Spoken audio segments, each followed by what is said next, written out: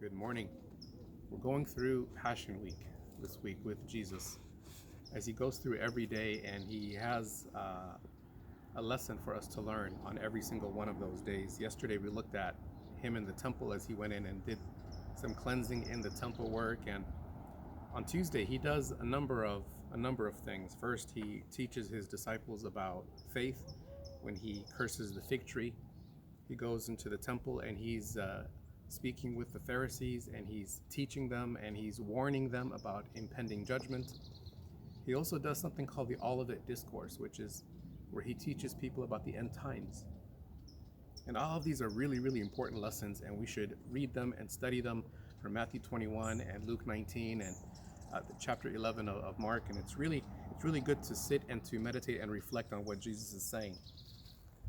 But as I was looking at these things, as I was considering these things, I thought to myself, transformation really happens when we look at the person of Jesus, when we meditate and reflect on him, not so much just the lessons. The lessons are great and they're very important, but what I need to do is look at the person, because transformation happens by observation. When I observe, when I look at, when I meditate, I become what I think about. I become what I look at.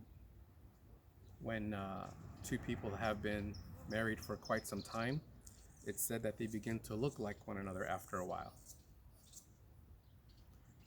With that, it's because they've been looking at each other for so long.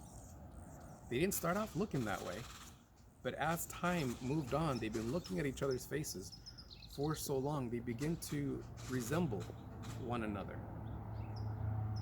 That's how transformation happens in our life. It's important to learn about faith. It's important to learn about being a person of integrity. It's important to learn about the warnings that Jesus gives and the words about end times and how things are going to work themselves out in the end. But that's not how I'm going to be transformed in my life. I can have a lot of head knowledge, but no real transformation. Transformation occurs as I simply take time to reflect on the person of the Lord and say, Lord, show me what you're like. And there's a subtle truth in the scriptures that says, as he came into the city, he was hungry. You're like, what?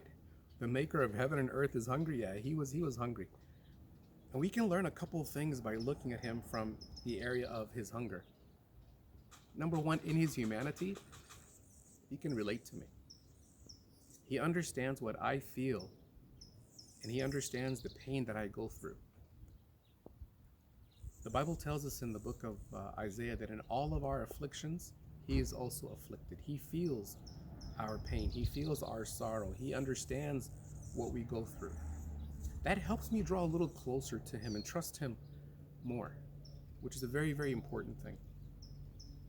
Another important truth pertaining to this is that when Jesus was hungry, it didn't say that he created bread and fish as he had done before for the multitudes when they were hungry. As a matter of fact, when you read the scriptures, there's no indication ever of Jesus creating a miracle for himself.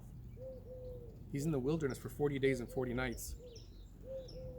And the devil comes to tempt him, saying to him, you are hungry, turn the stones into bread. And he says, man is not going to live by bread alone, but by every word that comes from the mouth of God. He doesn't create miracles for himself. His focus is always on other people, trusting that God is going to provide him what he needs as he obeys God with what God told him to do.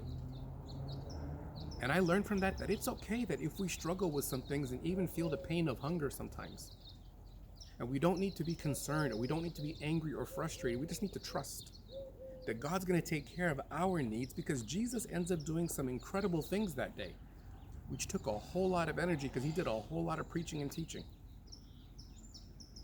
which means he probably got a bite to eat at some point. God saw to it, the Father saw to it that Jesus' needs were met, as Jesus didn't focus on himself, but he focused on others. And perhaps you and I today can learn that lesson, not to focus so much on our needs, what we need, because we do have needs, and yes, we do feel the hunger, perhaps. Maybe not physically, we're blessed. We live in a nation where we're pretty blessed. But perhaps there's another hunger deeper on the inside of us, so we don't have to fret or worry or be anxious or be frustrated with those things. We just need to give those over to the Lord and say, what would you have me to do? How can I be a blessing to someone else today? Like, what is it that you would have me do to bless other people today? And as we do that, God in turn is going to meet our personal needs as well. And so again, I pray that you would reflect on these things today and cause your heart to be close and drawn to the Lord, because that's where transformation takes place. That's where we begin to look like him, which is our heart's desire. With that, God bless you.